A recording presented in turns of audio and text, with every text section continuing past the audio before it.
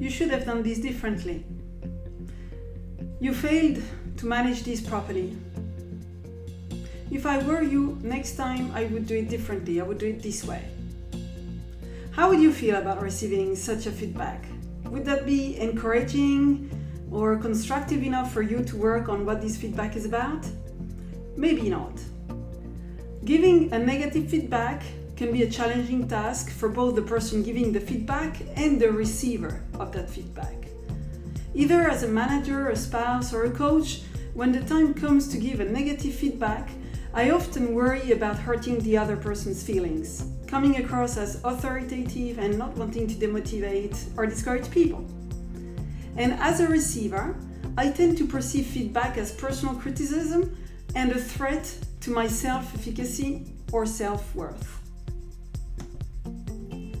In this video, I would like to propose a few practical steps to facilitate the process of giving negative feedback in a way that both the feedbacker and the receiver would perceive as constructive and helpful.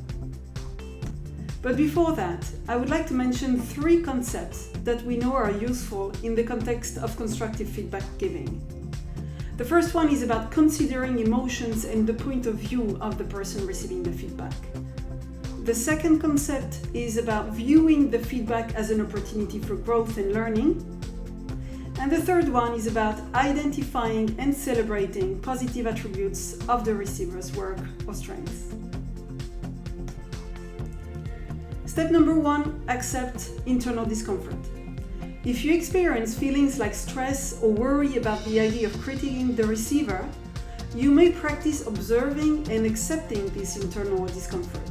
And for this, take a slow, deep breath directed at these uncomfortable emotions in the body before the feedback session. That will allow the emotions to calm down and thus not interfere with the task at hand. The important thing here is to come across calm and composed, as emotions can spread from one person to the other. Step number 2, create a safe space. It's not unusual that the person who is about to receive the feedback feels nervous and stressed. You should be aware of this and empathize with the receiver's position. Also, if you can, perhaps you may want to make the person feel comfortable or at least, for example, start offering a warm and genuine greeting, offer something to drink, have a bit of a chat to break the ice, etc., etc. The important thing here is to really make the person comfortable with you. Step number 3, state the intention. This is a particularly important step. You clarify to the receiver here that your goal is to see how you and he can work together to improve the receiver's work. The receiver of the feedback should know that you hope it to be a two-way dialogue where both parties can express their personal views. Another very important step is the number 4, separating the person's work from the person.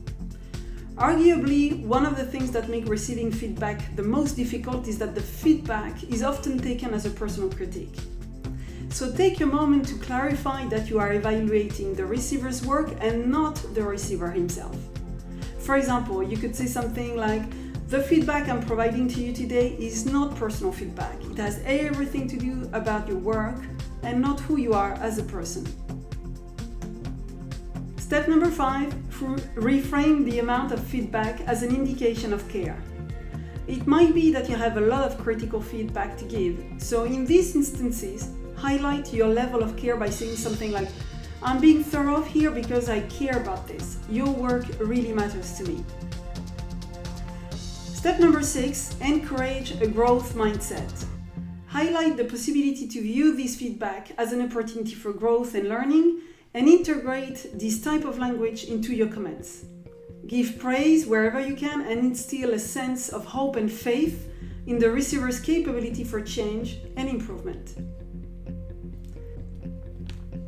Step number 7, acknowledge the subjective nature of the situation. Recognize that your feedback projects your personal views and opinions not only on the receiver's work but on the subject matter. Acknowledge this as you provide feedback by saying things like, "In my opinion," or "I believe that." And finally, step number 8, end on a positive note.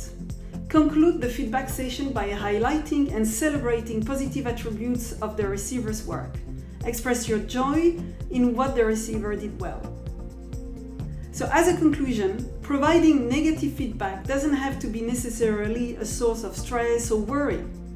Implementing these practical steps can help you deliver satisfactory feedback session for you as feedbacker and for the receiver.